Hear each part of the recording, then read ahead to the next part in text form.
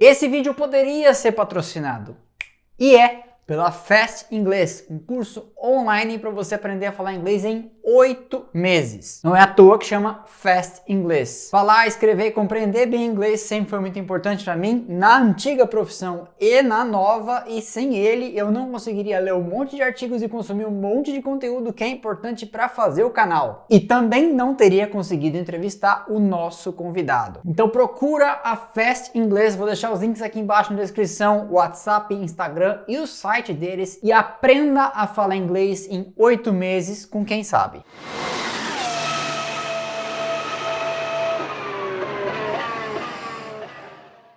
Mr. Brabham, or should I call you David? You choose. You're the star here, the guest.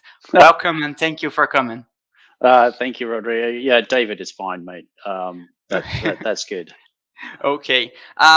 Before we booked this interview, I was trying to present and to tease the public, telling I am trying to bring a ex-Formula 1 driver in Le Mans, but then I realized the variety of roles that you had in this racing career. So no one better than yourself to tell which hat are you wearing now, like the driver, the advisor for the young Brabhams, the constructor. You tell me. As you're asking me today, what hats I wear? No, presently in the last years. Well, look, I mean, obviously, if I go through my hats in my life, I go child hat, playing football hat because I was a big football fan, loved playing football. Then it was a farmer's hat because I went to an agricultural boarding school to learn about agriculture because we had a farm in the middle of Australia. Then I discovered racing, so then I put a racing hat on and I carried that hat all the way for 35, 40 years. And then I put a brand hat on, you know, because we got this iconic racing name, but we weren't really doing anything with it. How do I turn it into a brand? I looked at protecting the trademarks of Brabham, so I had a legal hat on because I had to go to court to get the name back out of Germany before I could do anything.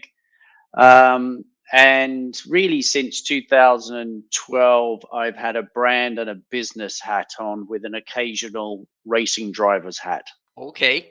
And do you see the racing? Obviously, I know that you go to historic events and stuff, but do you see that racing from before has already turned page, or if the right occasion comes, you're still considering racing? I think, yeah, I've never actually officially retired. I stopped That's myself. what I'm asking. Yeah, I stopped myself from sort of coming out with any sort of announcement because every time I've ever seen that, people then get back in the car and that retirement doesn't really mean a great deal. But I just felt that, you know, I had a long career, really happy with what I achieved. And I ended up obviously moving into the sort of the business world outside of racing. And that was being my main focus. But, you know, 2013, 14, 15, you know, I did the odd race here and there. Then it was 2019. I did a race in the Brabham BT62, which is part of one of our Brabham projects. And that was because it was the right thing to do, to drive the car first, race at Brands Hatch. We won it. So, you know, great historical moment. Crossing the finish line on Brabham Straight, which was named after my father, you know, in a Brabham, was pretty cool. And then my last, let's say, professional race was the end of last year, about a year ago now, at Paul Ricard when we came out with the Brabham BT63 GT2 car. So I did the first race in that as well. So I've not really done anything other than a bit of historic stuff at Goodwood. But yeah, I don't really have the time at the moment or the desire to pursue a racing career. You know, I've done that. I'll race as and when I think it's appropriate for what I'm trying to achieve today. Good. And you mentioned the BT62 and 63. I was going to ask. Before pandemic stroke and in 2019, I read news that the Brabham project was considering to come to WEC for racing, But I was obviously doing some research before we talk, and I haven't found any news later than that. So, in which stage is this project? Is it still on? You guys change the direction for racing or not in the WC? No, I mean, look, when we announced that, they were our kind of long-term goals, which, you know, and a WEC World Endurance Championship project is huge. You know, it's a huge undertaking financially and resources, management, and as a team or as an organization, you need to be pretty mature to be able to support such a program.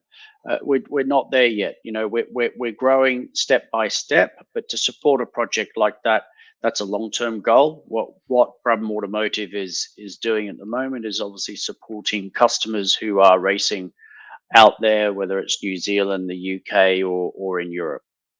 Okay, but so that's still on the cards, maybe for the later future. Yeah, it's still very much a desire to get there, but you know, you if we go there, we do it properly. We don't do it on the cheap, or you know, on the hope that we might be able to achieve. So we need to the company needs to be like I said, a bit more mature and a bit more foundations, which are being laid at the moment. Obviously, you talked about the pandemic. That definitely slowed things down for a while, and things have started to pick back up again. It's probably the same for a lot of people. And we're a small, you know, Brabham Automotive's a small niche manufacturer, and it needs to grow to a point to be able to support a big program. Yeah, understood. And taking the opportunity, when we mentioned the manufacturing and the team, coming back to the last question, if into this area of the project as a constructor, the right opportunity came up to race, would you still think about it? For me personally, Yes.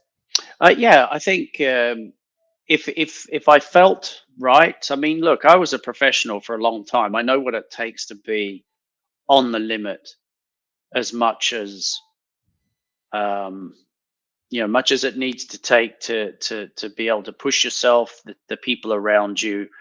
You're looking for every little ounce of perfection. You need to be so dedicated to that, and I was that. I'm not that now. I just don't have the time or the desire to do that. So I would have to ask myself pretty hard questions whether or not it was the right thing to do, or you know, is it better to have someone younger, faster than someone like myself? It really depends. It depends what we're doing and what's required, how I feel, whether I feel I can do the job. I mean, I qualified third a year ago in the BT 63, which was a good start to the program, and it took a while for my brain to catch up with everything that I needed to do as a driver, but I got there in the end. But you know, the more time you're out of it, the more difficult it is, for sure. Okay. And coming to the constructor side, the idea of manufacturing the cars in Australia, knowing that the company is based in the UK, which is probably the center of the whole motor racing industry, or perhaps the center to the main part of the motor racing industry in the world, has to have anything related to the roots from you and your family, or was it only a practical decision to, we found the right partner down there, it's going to be there? Yeah, I mean, look, our model's pretty simple. I mean, it's if you're familiar over here to, let's call it the Richard Branson Virgin model, where you have a brand and you have different companies utilizing that brand to be able to take it to market, is kind of how I've set Brabham up. So we have a licensed partner down in Adelaide with a private equity group, and they were the ones that obviously put the funding in. They have manufacturing facilities out of Adelaide. It made sense not only from that point of view, from a business point of view with our partners, but also, you know, it's where our original route started from. You know, all Brabham started racing in Australia first, so it was a nice circle to go back. And of course, what we ended up doing was leaving Australia to conquer the world in motorsport. We want to do the same, with our partners down in Adelaide, and take them onto the world stage. Great, great. Well, so after talking about these present days and the multiple roles, which from my understanding, you're still on all of those. Yeah. Yeah, good, good. Let's talk about the early days. You were born 1965. Your father was already two-time world champion, and he won his last one in the year after, 66. So I presume that motor racing was all over your childhood and being a teenager. But I know that your father was able to keep you away from that, and you were farming and working on a farm. But in those early days, you were so actually considering a professional called normal, like a farmer, a doctor, an accountant, and nothing related to racing? Or was it all motor racing since day one on a Brabham family? No, it wasn't. It wasn't. It wasn't what my father and my mother wanted, I guess.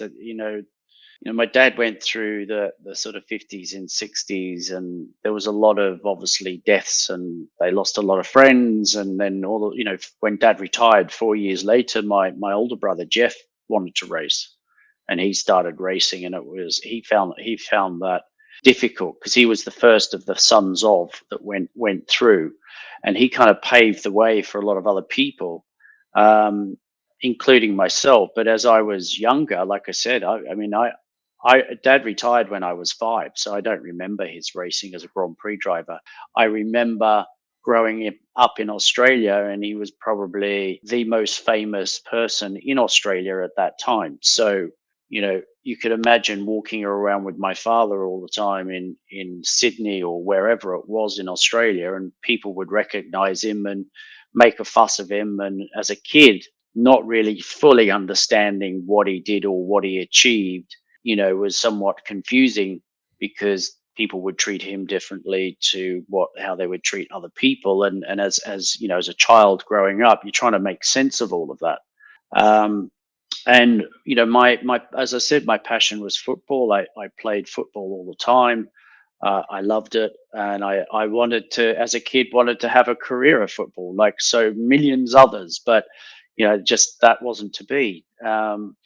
And then I obviously went to this agricultural boarding school at age 13, and I ended up learning all about agriculture and Australian rules football. So I never played soccer anymore. It was all about Aussie rules and having fun at sport, which I loved. And then when I was on the farm, although I never ever thought about racing at that point, I did love driving fast and the thrill of pushing myself, whether it was climbing a tree, climbing the house, driving fast on tractors, utes in Australia, or motorbikes. It didn't matter what it was always flat out and sideways. And that was a huge part of my life, as well as working on the farm.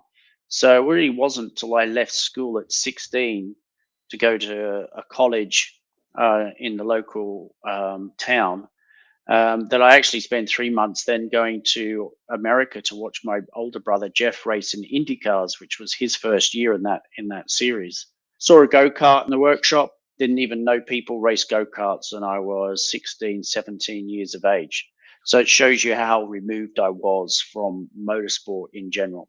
And is it true, or is it only a good piece of an anecdote regarding to this first sight of a go-kart, that you asked, does people actually race this? Yeah, that's what I said. I said, do people actually race go-karts? And now my brother was sitting in a Can-Am car that he was doing a few one-off races, because he'd won the Can-Am championship the year before.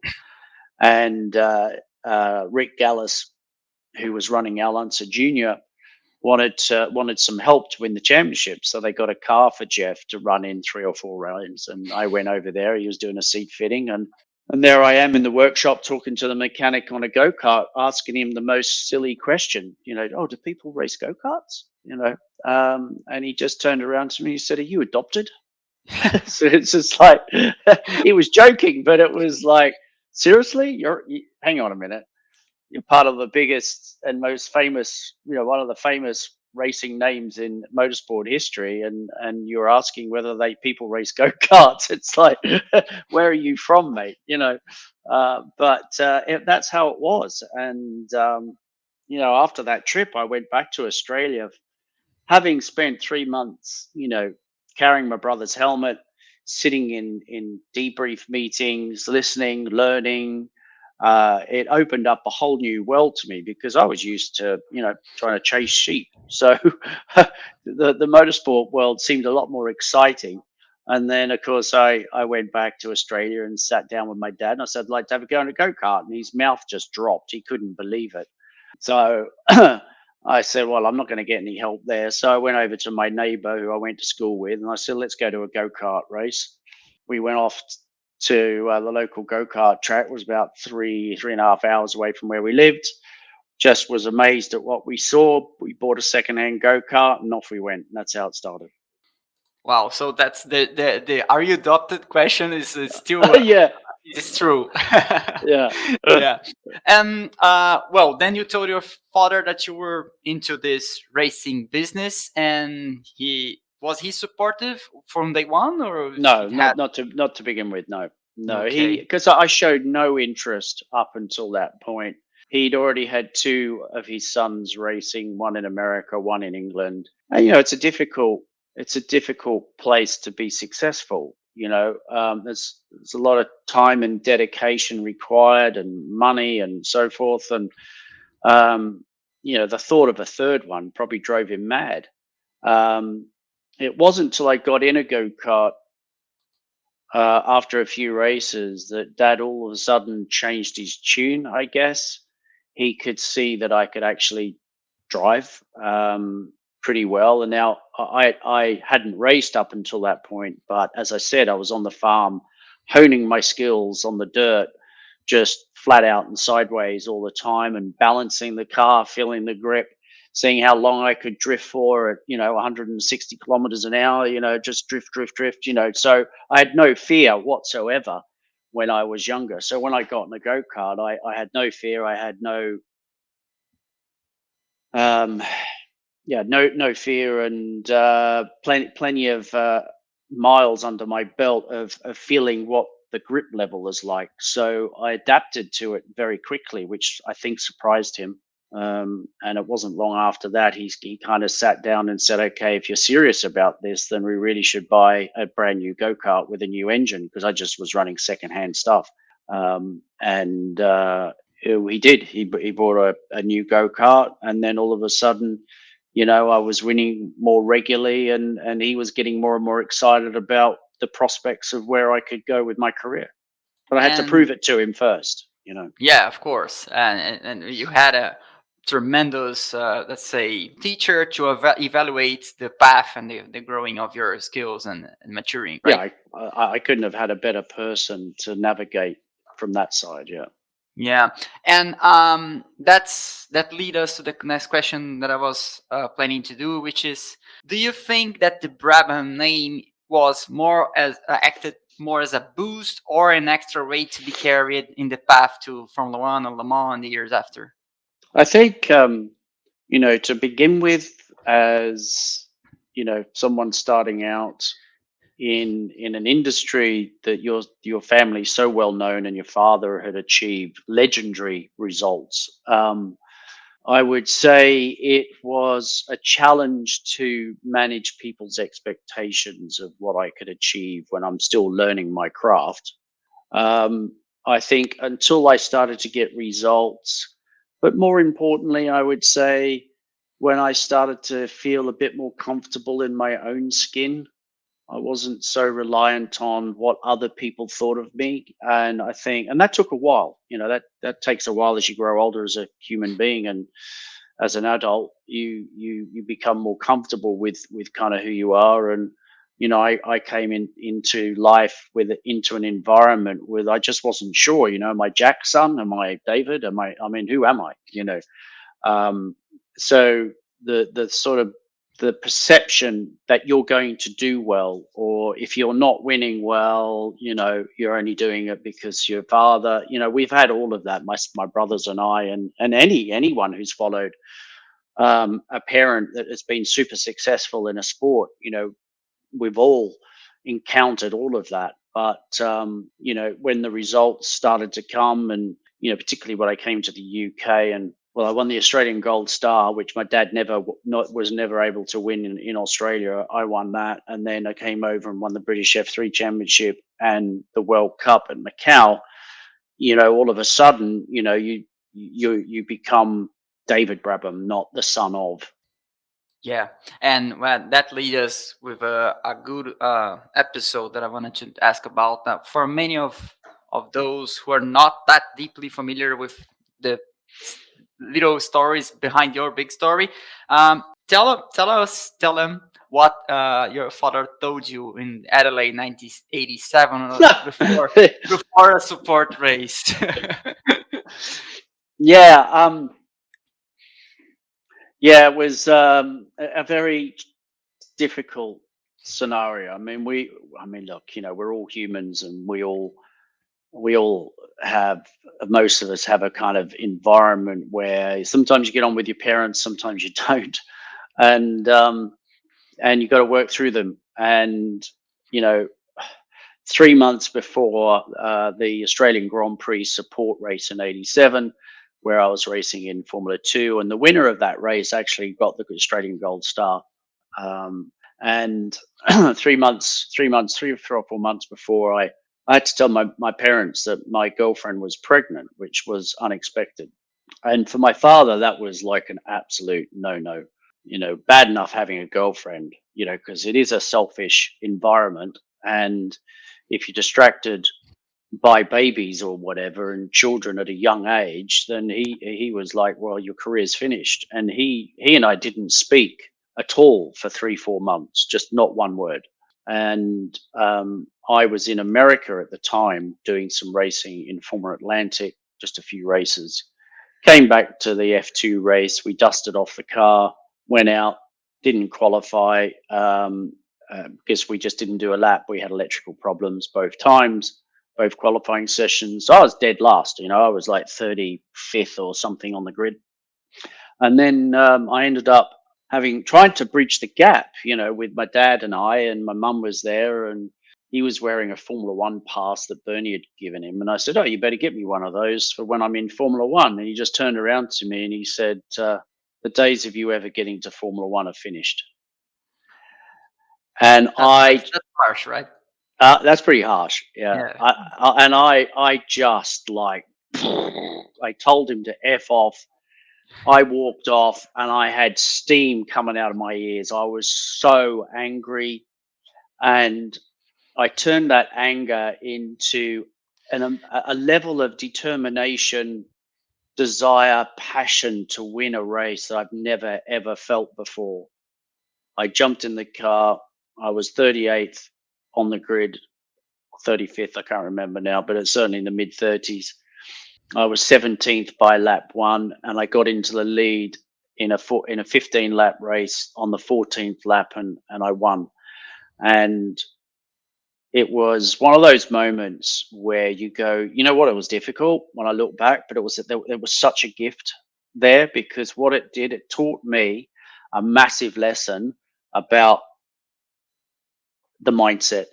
And I ended up doing a race I never thought was ever possible. And it was only because my emotions and my feelings and my desire and my intent, those levels changed to a level that I'd not experienced before, because the argument that I had with my father provoked all that to come. And I could have gone either way. I could have got so angry I just crashed in the first lap, and that would have been it. But I was able to channel it in such a way that you become something different to what you normally are, and you get an insight into a world that you could head into, and that I was able to not always tap into, but it taught me that there's always another level, and that lesson I got out of '87 was a big one for me, and I think really helped me for my career. So I don't look back and go, that was a terrible experience. Yes, it was uncomfortable, but I learned so much out of it. It was a massive gift, massive gift. And what a way to present a business card in front of the entire Formula One paddock, right? Yeah, well, I mean, my dad, apparently my mate was with my father, and then obviously about halfway through the race, he's going, hang on a minute, he's looking at the stopwatch, he's looking at the leader, he's looking at me. There was no TVs. They took all the TVs down for that race, which was such a shame. But the crowd was still there, which was amazing. And he ended up grabbing Ken Tyrrell and Jackie Stewart and said, hey, come and have a look at this. And so they saw the sort of last half of the race where I'm just mowing everyone down.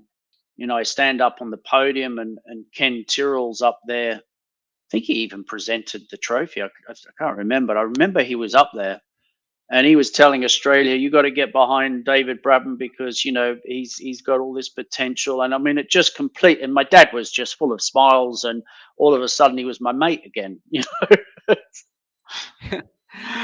Nice, interesting. What a day, huh? Yeah. And you said that it took you to another level in terms of mindset. Do you think that this also took your father to a different level in terms of understanding David, the driver? Yeah. Oh, absolutely. Because, like I said, I hadn't, and he hadn't seen me drive like that before. And he knew that I had the talent, which is why he was so upset because, I was going to become a father at an early age that, he thought that all that talent was just going to be wasted. But I turned it into motivation more than anything. And, I turned that motivation, desire and everything and that belief. And there was no doubt. I had zero doubt I was going to win that race, even though I couldn't even see the start flag because I was around the hairpin. But that doubt never, ever entered my head.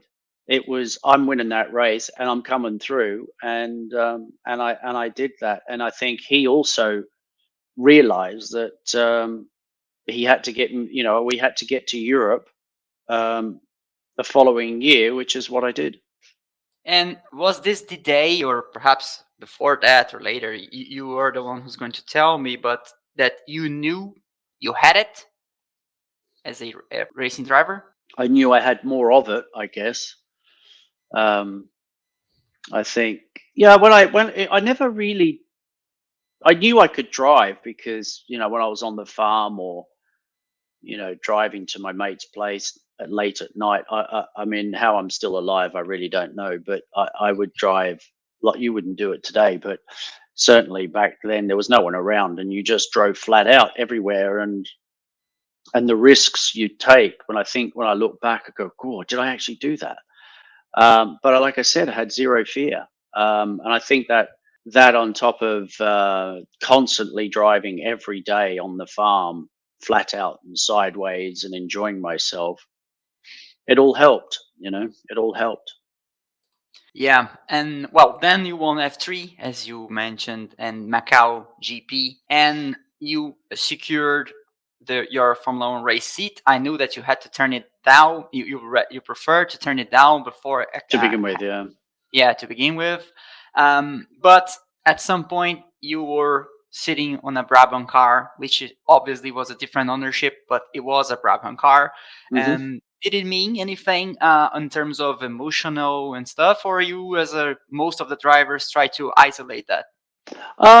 Yeah, I think at the time, I was still quite young, and obviously the history of Brabham in Formula One has been huge. So, for me to be a Brabham, to sign a contract for the Brabham F1 team on an emotional side, yeah, I mean it meant a lot to me. It really did.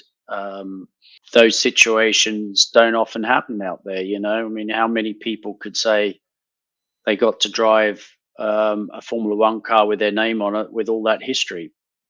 There's not many, is there? So it was kind of special, and My first race was at Monaco, because back then we had 30 cars going for 26 slots on the grid. So, sometimes I qualified, sometimes I didn't, because, the car at that point was not fast. It wasn't reliable, and the team pretty much ran out of money as soon as we started the season. So it was a real challenge to get through the year. Not ideal, but I'll still always remember with great memories sitting on the grid at Monaco, looking at the guys I used to get autographs off as a kid, in front of me: Senna, Prost, Mansell, Piquet, Patrese, Boutsen, or Nannini, all those guys that I used to read about or met in the pit lane as a kid, looking up at what they had achieved. There I was on the grid with them. So, but also in a Brabham Formula One car, which, like I said, was pretty special.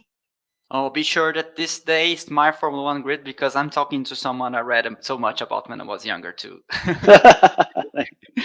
Well, we know that the 1990 car was perhaps, not perhaps, it was for sure less than optimal and underdeveloped, and the team was underfunded. Would you give some advice to the younger David Brabham from 1990 today, knowing what you know and experience what you did today? What would you tell him? Yeah, you know what? I get asked that question a lot, I guess, over the years. And it's not an easy one to answer, because life can be pretty complex, can't it? And we are constantly learning all the time. I'm learning as much now as I did then, and I'm 58. So you're always going to learn something more about yourself as you get older, more about others, more about life, and you're only scratching the surface. But I guess the best advice I could ever give someone is, if you're starting out, you've got to get it's good to have a kind of goal of where you want to get to, and that path can always go left, right, up and down, backwards, forwards, as you go through that development to get, and that process to get there. But if you really want to know your future in a way, just look in the mirror. Nice. Yeah, just look in the mirror. Who are you? Who you being? Who you being right now? Are you positive? What's the level of intent that you've got about what you're trying to achieve? Have you got doubts in your head? You just look at yourself in the mirror, because whatever you are will be reflected in the reality that comes next. So you can change it. You can change who you are by changing your thoughts, and understanding and having an awareness of that cause and effect that you get, or karma, or whatever you want to call it, by your state of being. That is the most important. And wise words from a very experienced driver. In this year, in particular year 1990, you had DNFs and sometimes not qualifying. But I gotta tell you, you crossed the finish line. You saw the checkered flag on an all-time favorite, which is the Grand Prix of France, and Paul Ricard, a fairy tale race. And you were there. You saw the Leyton House almost winning. Yeah, I know. That was insane, wasn't it? I mean, yeah. I'm pretty sure I remember getting lapped, because our car wasn't particularly quick there, but it was a double take. It was like the blue flags going past, and there goes the Leyton House, and it's like, hang on, what the hell's going on here? That was an amazing race itself, and one race I actually managed to finish. Yeah. And a question about this race, and obviously because this one you crossed the finish line, was the BT59, outside of all the problems, a fun car to drive? The better car actually was the year before, the BT58.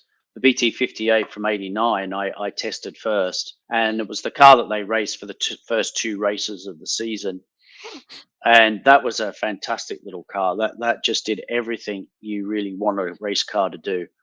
And then when the 59 came out, there were so many problems within the team. One of the main aerodynamicist guys left. He was South African. He went back to South Africa. There was no money to develop or anything. So the 59 never really, ever really reached its potential. The gearbox that was designed for it only came halfway through the year. So we had a 1990 designed cockpit and front suspension, and a rear end, which was 1989 gearbox and rear suspension, which was never designed to do that. So it was a bit of a hatch job, really, to try and get through till the new gearbox arrived. And when it did, it's one of the brand new um, transverse gearboxes, not longitudinal, and it was just unreliable. So it was the 1990 was unfortunately a bit of a messy year for Brabham, and I got caught right in the middle of it. Okay. And then you were not back for 91, but you drove instead for one of the most outstanding seasons of one of the most outstanding leagues in motor racing, which is the great and remembered Group C. How was it? Amazing. I mean, it was I actually went and did like 3 or 4 races in F3000 just to keep the career going. And then I got asked to drive in the Jaguar XJR-14 series, which there were 3 races of. And the first one was at Monaco. I finished second behind Derek Warwick. And then, while I was there, they said, "How would you like to come and test the Jaguar XJR-14, which at that time was winning everything in the World Endurance Championship?" And I said, "Yeah, I'd love to." He said, "Well, we're actually looking for a replacement for Martin Brundle." I said, "Okay, cool. Give us a call next week when you're back." So I did. I picked up the phone and called them, and then they said, "Well, there's no point you coming to test if you don't drive for us." And I said, "Hang on a minute, are you actually offering me a drive?" And they said, "Yeah, we'd like you to drive for the rest of the season." So I said, "Well, that's brilliant. I need to go and talk to my F3000 team, because obviously I was contracted with them, although they didn't have really the money to continue, but it was principle that I needed to go there and talk to them about it." They were very happy for me. I then picked up the phone and said, "Right, we got a deal." And, went to the Nürburgring and had my first race. And back then, TWR only used 3 drivers out of 4. So I ended up starting in, let's say, Teo Fabi's car and finishing in Derek Warwick's car, or vice versa, depending on the race. And I ended up finishing first and second in my very first World Endurance Championship race, which I think Martin Brundle's the only other one that's actually probably done it. But I made an episode telling the different pointing systems from Formula One, and back in the 1950s, there was a kind of shared car that you could finish the race in second and third and stuff like that. But yeah, awesome. yeah, I mean, that XJR-14 was the last car that Ross Brawn actually designed himself. Yeah, I was going to ask that. Yeah. Yeah, and it was a phenomenal car. I couldn't believe how good it was compared to what I was, say, used to the year before. And this XJR-14 was light years quicker than my Formula One car from the year before, and the lap times we were doing in those cars would have put us in the top 10 of a Formula One race. Yeah, those were beautiful monsters. Yeah. And you had a story of driving beautiful cars, and even the Yes. BP9, it's beautiful car. Not Yeah. I mean, look, the BT59 is a beautiful looking car. I mean, I think the lines and the design, the livery and everything. I mean, it's gorgeous. Even now, I've seen it recently a few times, and it's tiny. When you put it next to a current Formula One car, it's like Formula One cars of today are twice the size. But that it was such a pretty car, and as you said, I've managed, throughout my career to be able to drive some stunning cars. Yeah. And well, the very same year you won the 24 Hours of Spa, and at that point, where was your mind? You were saying that as a mid stage, trying to get back to Formula One, or your mind was already shifting to become a sports car driver, endurance? No, it was, as much as I loved doing the sports car stuff. I guess I felt I had unfinished business in Formula One. So I was still very much thinking I could get back to Formula One at some point. Didn't know when.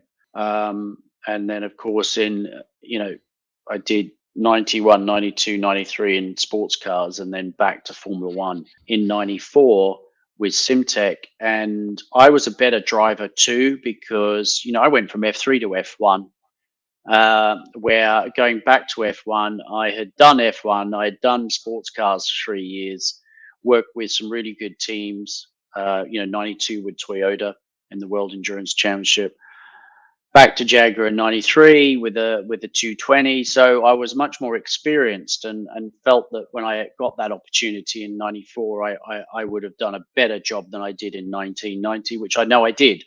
But of course, that was a bit of a struggle as well with the team and the finances, and the car not quite being as quick as they'd hoped, and too heavy, and slowest engine. It was like, here we go again, but a nicer, better environment than I had in 1990, that's for sure. And in 93, I just wanted to look at an episode that, on Le Mans, you had the chance to go to the podium and meet your brother up there, but then face a bittersweet moment with that a month later disqualification. Conflicting emotions, I guess. Yeah, it was. I mean, we were racing under appeal, so it was a bit of a cloud anyway. But yeah, my dad was there that year, and for him and for all of us, for my brother to win overall with Peugeot, and me to win in the GT class with Jaguar, the fans at Le Mans every year are just amazing, and obviously a lot of British fans there, and with the Jaguar it created a lot of hype and anticipation, and obviously everybody was there who was British was flying a Jaguar flag, and it felt like you won the race overall. It really did. Even just those couple of days where we spent time together as a family, 2 Le Mans victory trophies next to us, it was a very special time, I think, for all of us. Yeah. And then back to Formula One with the Simtech. First of all, I must say again, beautiful looking car with that super cool MTV logo on the engine cover. Yeah, it was a gorgeous looking car again, just not very fast. And it was obviously a car to be probably developed, and in the project to be grown in a 3 or 4 years project, I guess. But no one better than yourself to tell what was the forecast and the expectations beginning that season. What was the mood, and what you saw and wondered for the rest of the season? Yeah, I think with any sort of new project like that, there's such a great buzz around. Everything's new. The teams come together. It's a brand new car, and of course, yes, you're right. There was a long-term view of where we were going to get to. Year one was always going to be a challenge. Obviously, it turned into a bigger challenge not long into the season, with Roland dying. So that knocked us all back a lot. But we got through the year as best we could. But the finances again were a massive problem, and that's where at that point the opportunity to stay in Formula One just wasn't there. They needed lots of money or technical support that saved them money, which is why Jos Verstappen ended up getting the drive, because Benetton provided a lot of technical support that didn't cost anything. So as a team trying to struggle and get through, you got to look for every deal, and it was like, okay, I can't provide any of that. So I went off to do British touring cars instead. And well, you probably know that from being from Brazil, 94, it's a huge point of interest for obvious reasons, for Senna, and from being the same weekend where Barrichello had that huge crash. So I'm trying to be brief on that, but I have to ask some questions, which will be, this is probably one of the most turbulent years in Formula One history, probably rivaled only by 1982, which was a stormy one too. But when 94 comes to mind, being you one of the people that was closest to the center of the storm without being the ones involved in the accident, actually, what comes to mind after all of these years? Yeah, I mean, look, it was tough for us, obviously, because Roland was a teammate and part of the team and part of the motorsport fabric. Obviously, you talked about Ruben's accident prior to that, and then Ayrton in the race. It was such a black weekend. It sent Formula One backwards a long way. Mentally, it was tough to get through. Not having dealt with that before. I ended up choosing to race on the Sunday purely because I felt the show had to go on. I had to do it for the team to lift them, and the next few races were very, very tough mentally for all of us. But like I said, we kind of got through it. Lots of things were learnt out of that year, and I would say moving forward, although unfortunate, obviously, to lose Ayrton and Roland, it probably saved a lot of lives in the way the sport responded to those accidents when it came to safety of the cars, the helmets, the Hans device, the track safety. For sure, that was the catalyst, I think, of a massive change in safety in the sport, which saved a lot of people's lives. Yeah, and well, tough days, and especially for you because after Imola we had you had a suspension failure in Imola in the race, and I had a steering failure actually.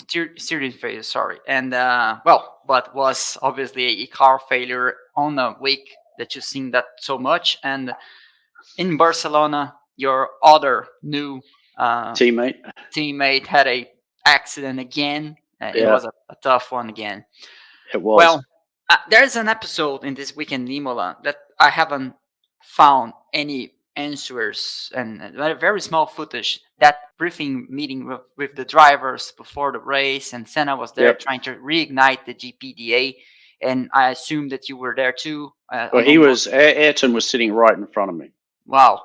And what was the talk? What was he moving into? What was his intentions?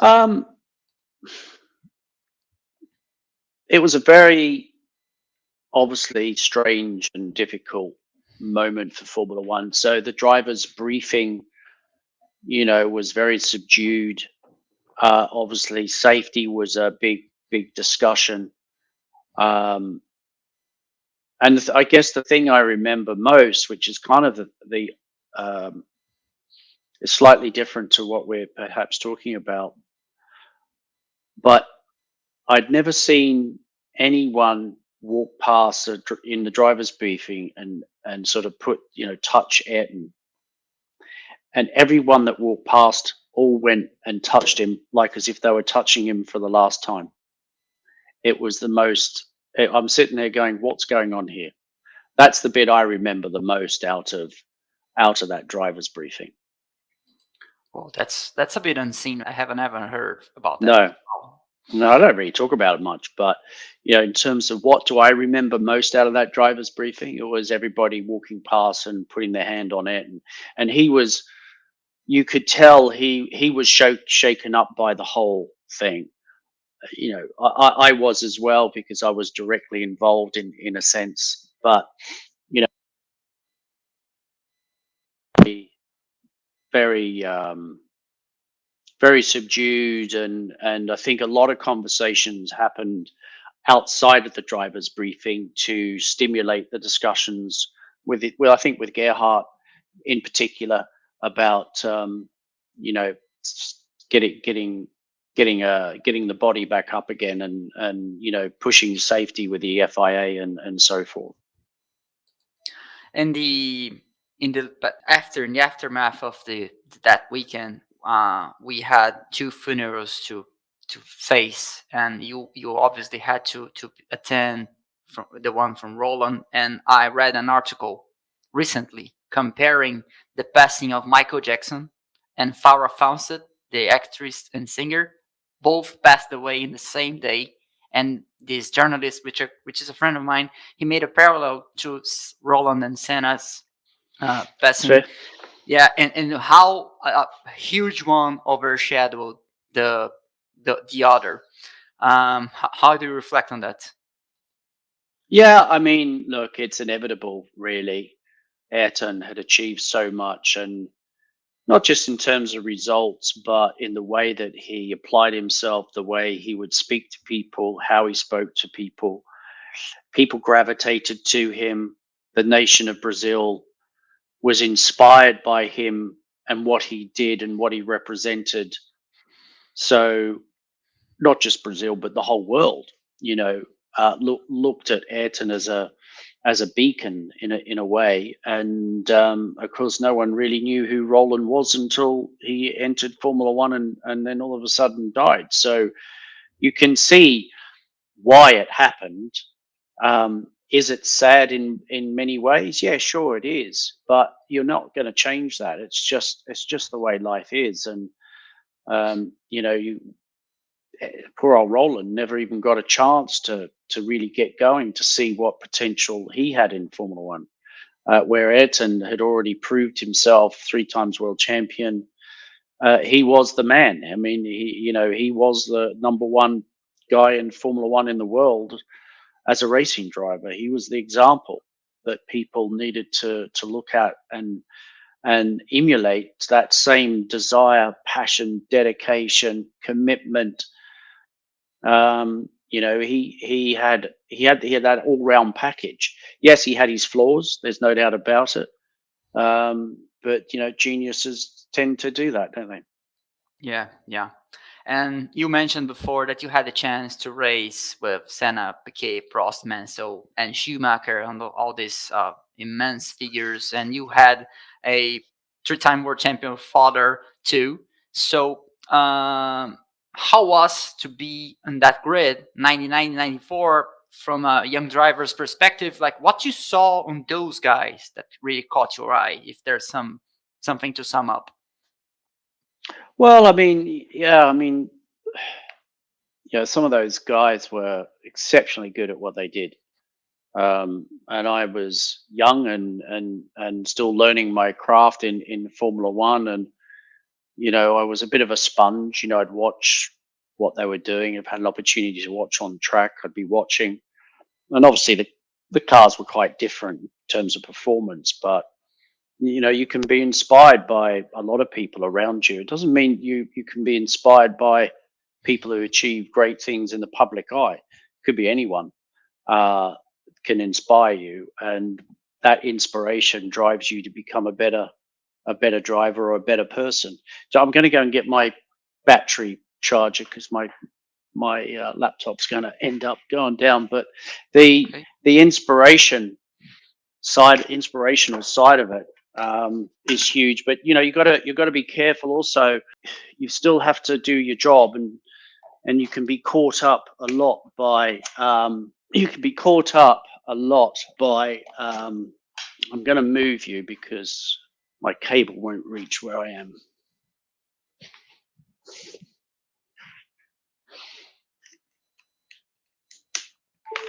There we go. You're not going to die now. You can give people too much respect, and that'll affect your performance as well. You've got to have a little bit of arrogance about you, but you've got to carry the respect level as well, so you can learn. Okay. Well, and then in the end, 94, as you mentioned, the team was asking from a budget and from a technical support point of view, more that you were able to provide and to find with sponsorship. Weren't there any talks about other teams and remaining in Formula One? No, not really. I mean, you got to remember, when I first went to Formula One, I was the second youngest on the grid.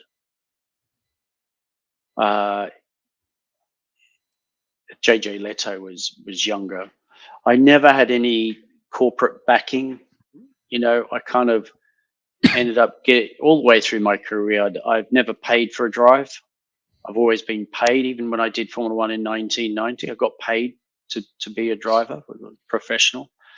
And Australia at that time weren't really putting any money into Formula One, no real interest. So if I had, and a lot of drivers, even Ayrton, had money to bring to teams.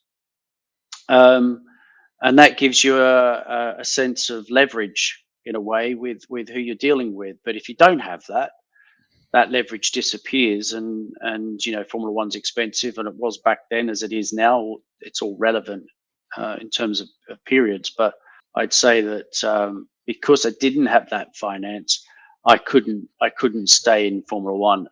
That's why I ended up going off really and doing British touring cars with BMW, because I was under contract as a paid driver, and I was at that time 29, and I felt that it was time for me to move on and look for a professional career, which I was able to do, as always be a paid professional. And those years in Formula One helped me get really good drives in the future. So it served its purpose from that side of it.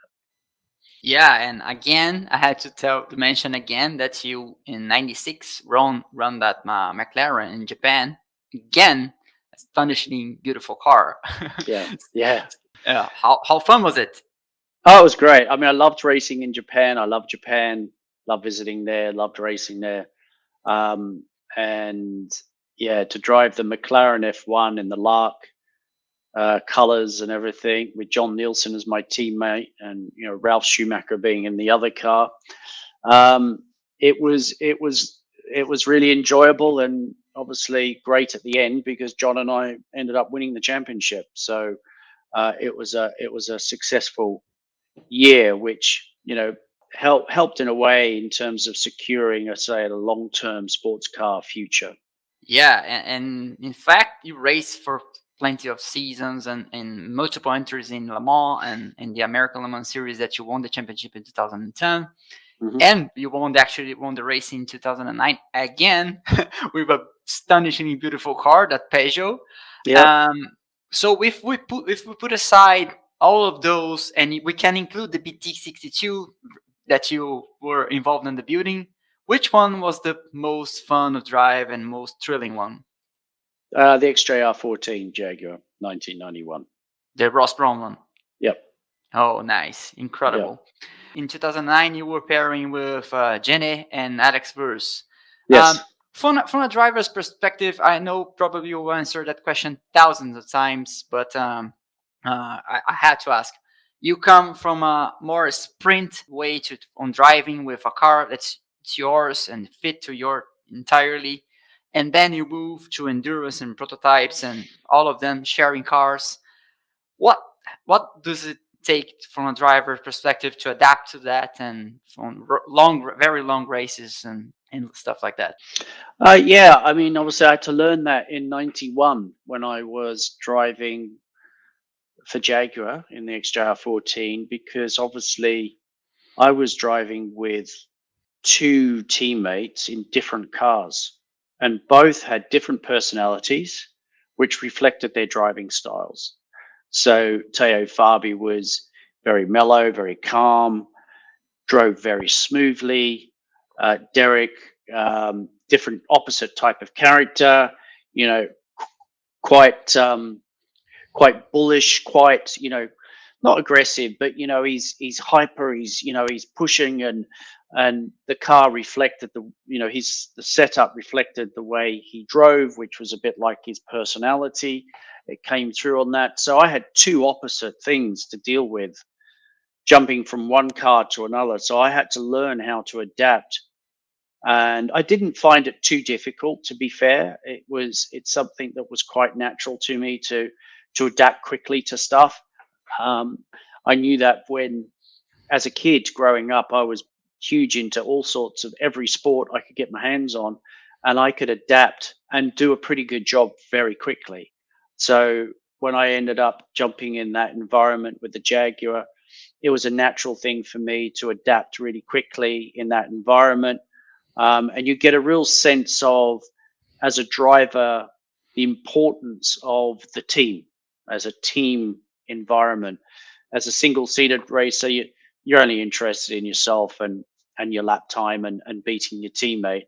In the sports car world, you've got to have a different mentality. And I adapted to that mentality pretty easily, I would say. may have even been a more natural environment for me as well because of my personality. So I really enjoyed working with different drivers and coming up with solutions from a setup point of view or even a seat point of view, getting the seats right. I was lucky that I was able to have a long career and have lots of great teammates and as well as lots of great cars to work with. And like I said, you got a much bigger sense of how important the team is than just you as an individual. And would you say that from a setup for the car point of view, do you also have to make some concessions in terms of it's not something's not ideal for yourself, but it's ideal for all of the three us together? Yeah, it's always a compromise on the setup. I was, as I got, I guess, more experience, I was always kind of seen as the guy to set the car up for my teammates in a way. I just had that, I don't know, that experience and understood what a car was needed for most people to drive. So, and I think all of that came from 1991, having to adapt different driving styles with different drivers and different setups, and all that experience later on in life. I became the guy to set the car up, and people would jump in and kind of go and be fairly happy with it. So, but it is a team effort to get it, because sometimes you might arrive at the racetrack and you're not as quick as you think you should be. It's not quite clicking, and your teammate is on fire that weekend. Well, you got to learn to accept that. Let the ego drop and work with that driver to help drag you along.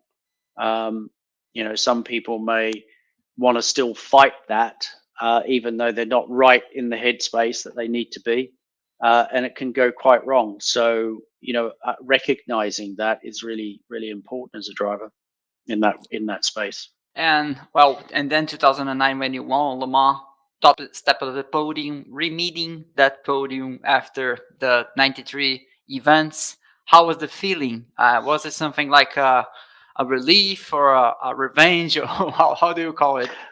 Well, yeah, it was kind of interesting because 2007 and 8, I won with Aston Martin in the GT1.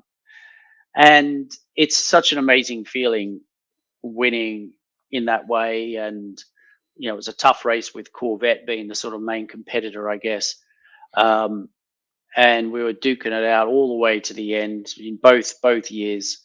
And the feeling on this top step from a team point of view, just being at Le Mans, looking out that crowd again, which I talked about earlier, the feeling's just unreal. And you then get off and you see the winners of overall jump up there, and you think, oh my God, what must it feel like compared to what I'm feeling now when you're on the top step of the overall? And of course, the next year that happened to me. So there I am on the top step of the podium, and the feeling was exactly the same. It didn't change in any shape, way, or form. It felt exactly the same, like as if you won a race. The only difference, I guess, is the Monday afterwards, because the reaction of winning overall from the public and the commitments that you need to do, and all of a sudden you're a Le Mans winner, and that changed from that moment. But the feeling that you get on the podium between a class win and an overall win was exactly the same. Interesting to hear. And would you say that in between all these years on driving, probably we have a couple of route trips to the moon on race cars that distance? Distance. Yeah. Which one, if you could pick one car and a track to be in on a day, like I wanna ride this car and this track on a combination that probably haven't happened. Perhaps you want to run the XJR-14 on a race that wasn't on that calendar 1991. But if we could do this exercise, which one will be? Well, that's a really good question, because, as I said, I mean, I'm doing my best. You are. I would say it's a hard one for me to answer because I tried not to have favorites as such, like a favorite track, because I found when people have favorite tracks, they do go really well at it, but they don't go as well on other tracks as the one that that is a favorite. So I learned But to. one quick interruption. Isn't it a bit inevitable? Because we see oftenly like the ones like Kimi Räikkönen doing so well in Spa, and Felipe Massa doing so well in Turkey. Isn't it a bit inevitable? Yeah, I mean, I think it is, but I think you also allow that to happen as well. Everyone's different. I just took the philosophy that I treated every track the same. You have a job, you got to go there, you got to do your best. And where it changed for me was there's a track in America called Lime Rock, and I raced there a couple of times. It was so Mickey Mouse. I mean, I just didn't like it at all. And of course, because my mood, as you got to go back to what I said earlier, look in the mirror and you'll see your future. I wasn't happy with my performance at that track, so I had to change. And the only way I was going to change is change my mindset about it. Now, I always liked street circuits, and I've always done well on street circuits. So when I went to Lime Rock the next time, I treated it in my head like this is a street circuit. And since I did that, I always did well at Lime Rock.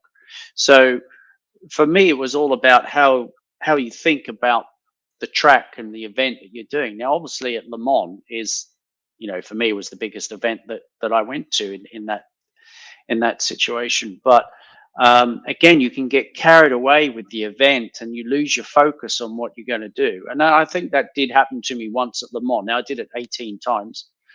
And there was once where I think it was 2010, because I'd won Le Mans, 3 years in a row, once overall in the last year. And I went back that following year and, I think it was in LMP2 or something. And we just weren't, my mindset changed, and it wasn't to what I would say my best performance, and that was a wake up call. So I had to reprogram my brain again, and not get carried away with the occasion, and just focus on the job at hand. And I'd say I was pretty consistent in my career, but that takes a lot of work to keep the mind in check, to make sure that you're not disturbed thinking about other things or getting carried away with the event that you're going to or anything like that. It's just being a driver, getting the most out of the situation, because any sort of distraction like that, it can deplete you.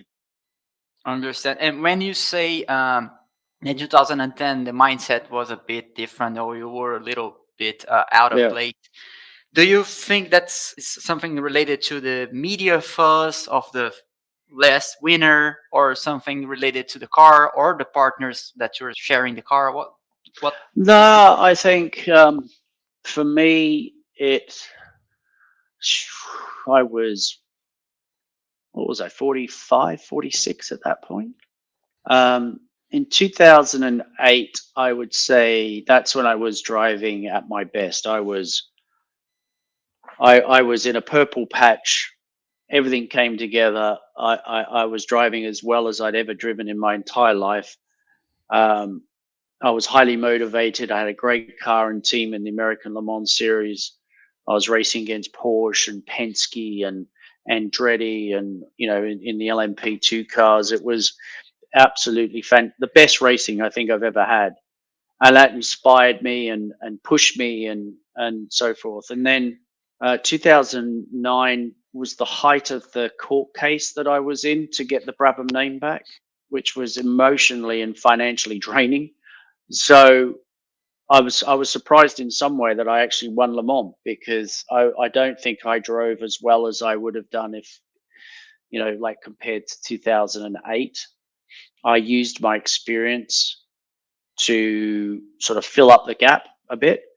And then 2010, it was a bit like, Simon Pagenaud was my teammate, and he was fast. He was kicking my butt really, because all of a sudden I just lost the mojo a little bit. I guess I had to sit quietly halfway through the year, because we were going to actually have a review of the season from the team, and we were going to Lime Rock the next race, which was a home race for the team. And I ended up having to sit quietly in my head and sort of do a meditation and just find the answer to what I needed to get back into the place I needed to. And I realized that I ticked all my boxes. I didn't have any boxes, and it was important for me as an individual to have a box to aim for. And so all the boxes were ticked, and so my performance dropped. And then I then realized what I had to do, and I changed it, apologized to the team for my performance. And then the next race was Lime Rock, and I was back on form. I was faster than Simon, and I got pole, and nearly won the race. It was only because I got pushed off on the last few laps that we didn't win, but it ended up being me readjusting, looking inwards. No, that's not going to work. So I have to change my mindset, and I changed my performance, and then I was back into it again. But it was just one of those situations where I had to turn it around. Otherwise, it probably would have got worse.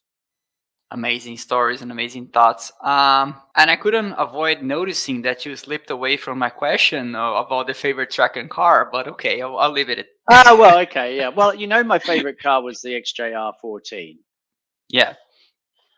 I don't know about favorite track. I mean, I've driven on so many around the world. Some tracks probably people hadn't even heard of that were amazing. But I was just happy to go to any track, in any car, and make the most of it. So, like I said, I was never really into favorites as such. The car that gives me the most memories in terms of wow, yeah, that ranks at the top of any car I've driven was the XJR-14. And I think if you ask Derek Warwick, you ask Martin Brundle, Teo Farby, they all say the same. It was pretty good. In terms of tracks, I was just lucky to drive on so many tracks around the world. Okay. I'll not bother you again with that one. Yeah, because I can't answer it. Yeah, a great way to finish, David. And I know that you're a busy man. Thank you a lot for coming. Thank you a lot for accepting. It's an honor to have you here in this interview made from a fan to show for other fans, and really thank you. No, thank you. No, I really appreciate being on the show, and I hope obviously the fans get something out of it. Okay, thank you.